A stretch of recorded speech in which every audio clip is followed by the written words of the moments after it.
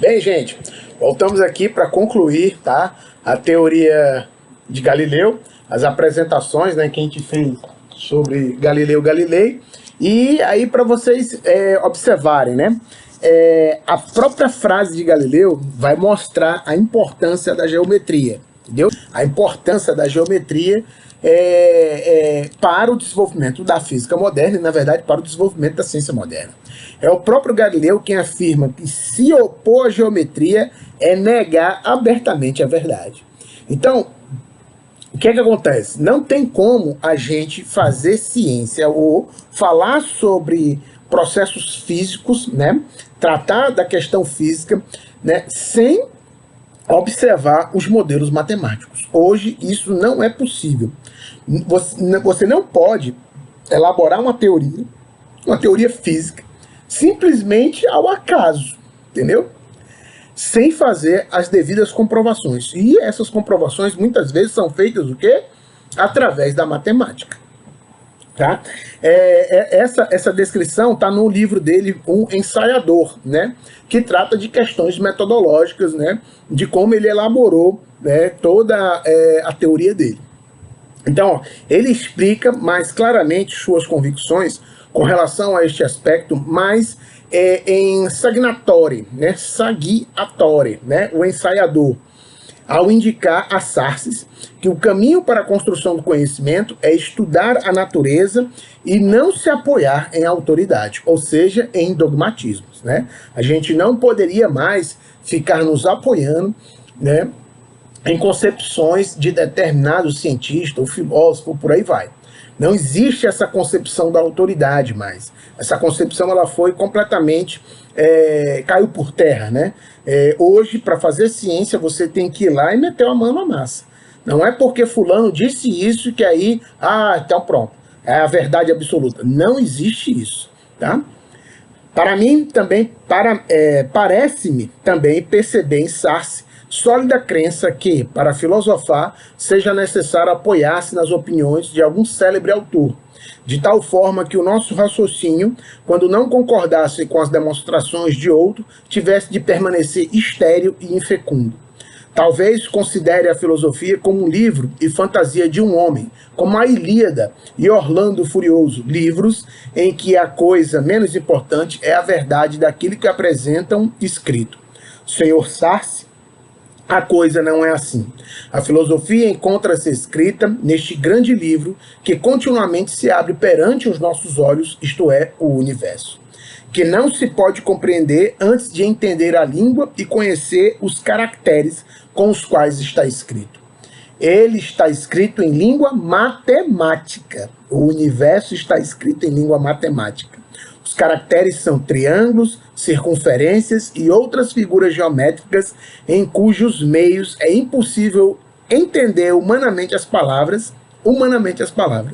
Sem eles, nós vagamos perdidos dentro de um obscuro labirinto. Ou seja, sem a matemática para nos guiar, não tem como fazer física. Não tem como a gente entender os fenômenos físicos. Tá? Então é a língua matemática que governa o universo, segundo Galileu Galilei. Ou seja, se negarmos a geometria, a gente está negando abertamente a verdade. Certo? Então a ciência nova de Galileu considera primeiro a matematização dos aspectos metodológicos como pressuposto fundamental para compreendermos a realidade física. Segundo, o método empregado pelo cientista deve levar em consideração o uso da observação e da experimentação para a construção do conhecimento. Aí, essa é a metodologia da ciência moderna. A ciência moderna, metodologicamente, vai nascer com essas concepções. A concepção de modelos matemáticos e a concepção da observação e da experimentação para a construção do conhecimento. Na próxima aula, né, na aula 3, quando a gente for falar da revolução newtoniana, né, das concepções de Newton, a gente vai apresentar um pouco melhor essa metodologia. Ou seja, o método indutivo, que vai ficar conhecido como método indutivo. Tá? A observação e a experimentação para auxiliar na construção do conhecimento. Para finalizar, né, eu trouxe um trechozinho aqui do Alexandre Coiré, né, que está nesse livro Para Compreender a Ciência. Ele diz o seguinte, né, segundo Coiré, quando os historiadores da ciência moderna descrevem seu caráter empírico e concreto, em oposição ao caráter abstrato e livresco da ciência clássica e medieval, não estão apresentando um quadro falso, tá? Ressalta que o empirismo da ciência moderna repousa na experimentação, tá? Empirismo vem de empiria, de experimentar, né? Mas ressalta também a estreita ligação existente entre experimentação e a elaboração de uma teoria. Aí vejam, tá? A teoria também começa a ganhar uma posição fundamental na concepção metodológica da ciência moderna. Isso aí a gente vai falar um pouco mais adiante, né? Quando a gente falar basicamente sobre Isaac Newton, né? As teorias newtonianas, né? Mas isso a gente já percebe em Johannes Kepler, já percebe em Galileu Galilei. Mas a teoria da lei universal, ela fecha com chave de ouro, né? Ah, claro, né? A inércia, né, que já começa a ser elaborado por Galileu Galilei, é o princípio de toda essa concepção. Se liga, né, a experimentação a uma concepção cada vez mais de uma elaboração de uma teoria para sustentar todo o arcabouço teórico, né, elaborado por um determinado cientista. São indeterminadas, sendo que o desenvolvimento da precisão e o aperfeiçoamento da teoria aumentam a precisão e o aperfeiçoamento das experiências científicas. Ou seja, experimentação e teoria vão caminhando juntos no processo de desenvolvimento do conhecimento científico. A teoria modifica o experimento modifica a teoria e vice-versa, tá? Teoria modifica o experimento modifica a teoria, tá? Com efeito, se uma experiência científica, como Galileu tão bem exprimiu, constitui uma pergunta formulada à natureza, é claro que a atividade, cujo resultado é a formulação dessa pergunta, é função da elaboração da linguagem na qual essa atividade se exprime. Isso quer dizer que, ao fazer experimentações, Galileu já havia feito opções com relação aos conceitos teóricos que dirigiram suas investigações, os conceitos matemáticos.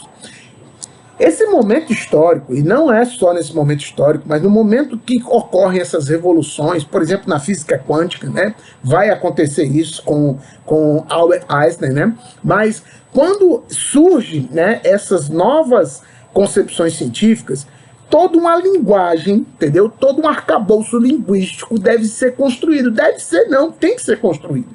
Gente, não existia a noção de força, não existia a noção de aceleração, não existia a noção de gravidade. Essas palavras não existiam na linguagem filosófica, teológica, científica da época da Idade Média, entendeu? Ou na época do mundo grego clássico, tá?